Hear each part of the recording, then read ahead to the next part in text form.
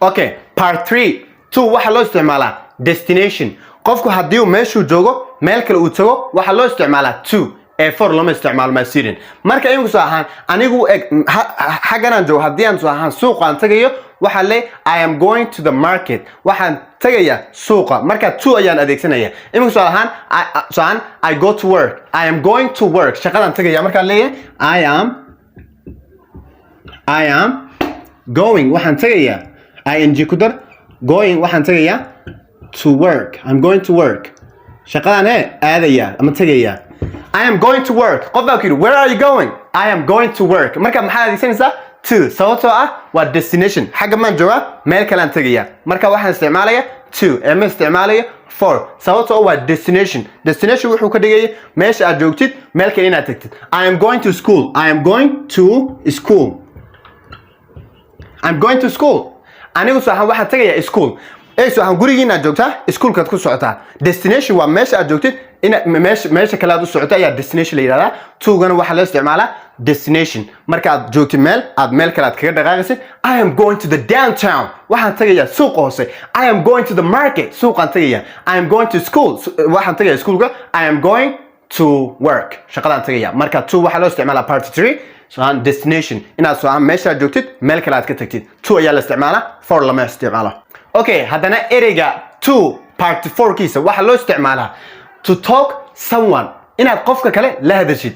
imika ahaan adiga kula hadlaya marka leedid ma oranaysid I am talking for you. no, waxa leedahay I am talking to you. sababtoo ah qofka kale ayaa laalsa marka waxaad isticmaalaysaa to. sababtoo su'aalahan u fiirso. I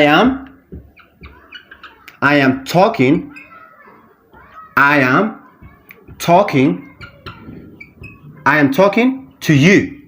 adigan kula hadlaya. I am talking to her. iyada la hadlaya. I am talking to them. iyaga la hadlaya.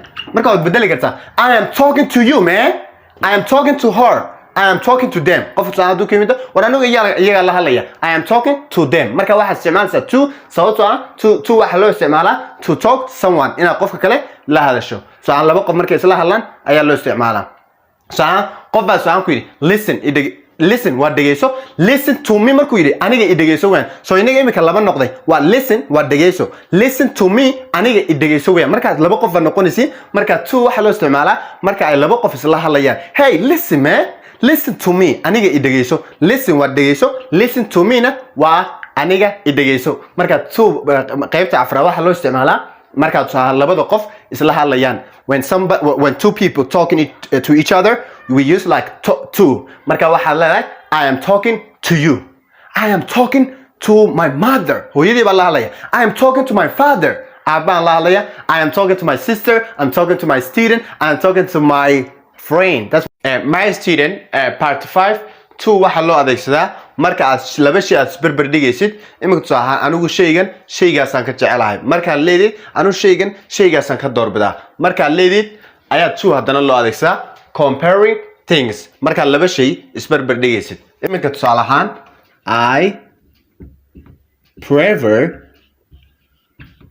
I prefer coffee to tea.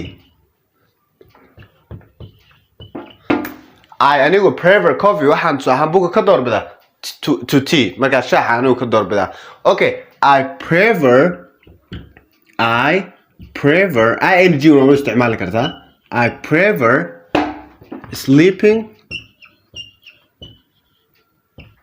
prefer sleeping to reading.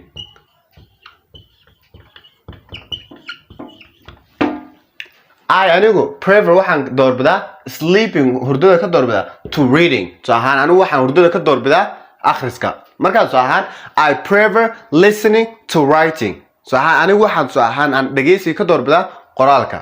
marka leedid my student waxa adeegsanaysaa to. marka to waxa loo isticmaalaa marka aad shay aad soo ahaan aad isbarbar dhigaysid anigu shaygan kaasaan ka jecelahay. right? you understand me? so marka I prefer sleeping to reading. I prefer coffee to tea. anigu shaygaasaan ka doorbidaa.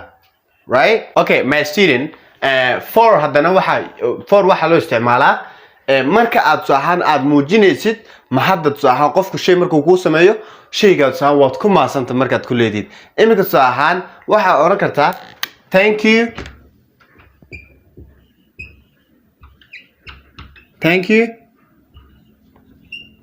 waad ku maasantahay for teaching me waad ku maasantahay ii bartay English yeah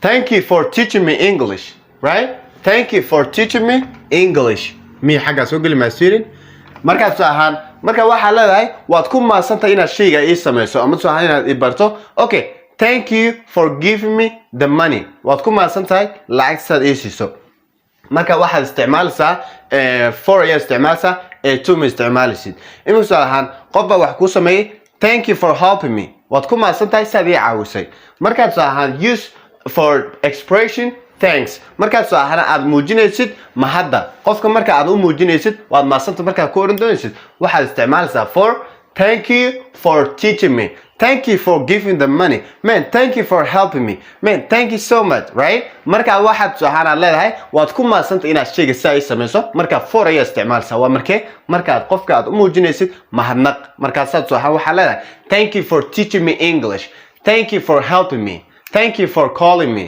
right waad ku maasanta saad ii soo wacday marka maxaad muujinaysaa saahan mahadnaq markaad saahan kama leeyahay thank you to calling me thank you to teaching me no waxa leedahay thank you for calling me thank you for teaching me English thank you for giving me the lesson thank you so much for your time that's what I'm talking about masino marka aad for waxa loo isticmaalaa part 3 marka aad qofka mahadnaq u celinaysid ayaa loo isticmaalaa for marka aad to hawrani use for expression thanks expression waxa ka dhiganta muujin inaad shay saan u muujiso oh thank you for giving me the money man thank you for paying the money thank you for teaching me the language right that's what I'm talking about so waxa loo isticmaalaa for part 3 mahadnaq qofka inaad u mahad celiso thank you for saan xagu ku hoos qor tusaale ka samee thank you for giving me the money man like thank you for giving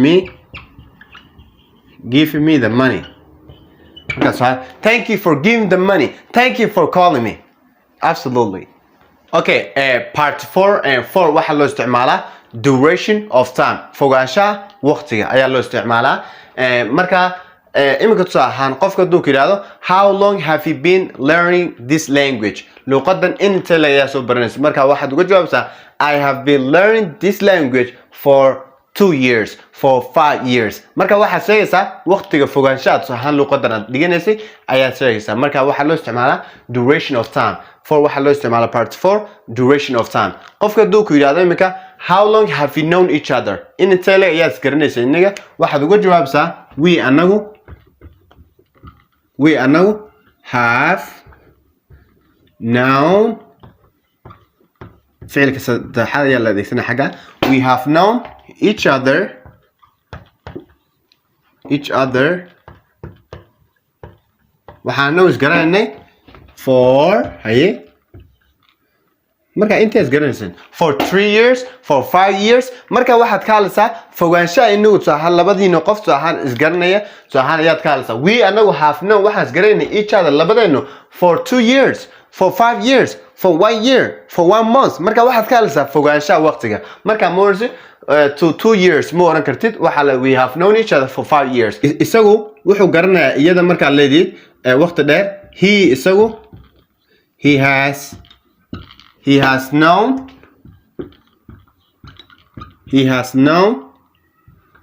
he has known her for a long time waa ka waqti dheer a long time he isagu has known her wuxuu iyada aqoonay ama iyada saahan uu garanayay for a long time waqti dheer markaad saahan waa ka duration of time ayaa loo adeegsadaa qaybta afraad for waxa loo adeegsadaa duration of time fogaanshaha waqtiga qofka haduu yiraahdo how long have you been learning this language I have been learning this language for 5 years for 2 years for 3 years for 3 months for 2 weeks for 1 week right 2 weeks something like that marka qofka haduu yiraahdo how long have you known each other inta ayaad garanaysan we have known each other for 1 month for 3 months for 2 weeks for only 1 day right marka waxa adeegsanaysaa for marka hadduu qofku yiraahdo sahan inta leeb ay nagu garanaysan for ayaa isticmaalsaa to ma isticmaalshid waa goorme duration of time marka sahan fogaanshaha waqtiga aad ka hadlaysid you understand marka he has known her so wuxuu iyada garanayay for a long time waqti dheer that's what I'm talking about for waxa loo isticmaalaa duration of time fogaanshaha waqtiga iminka sahan marka leedid I lived in Hargeisa for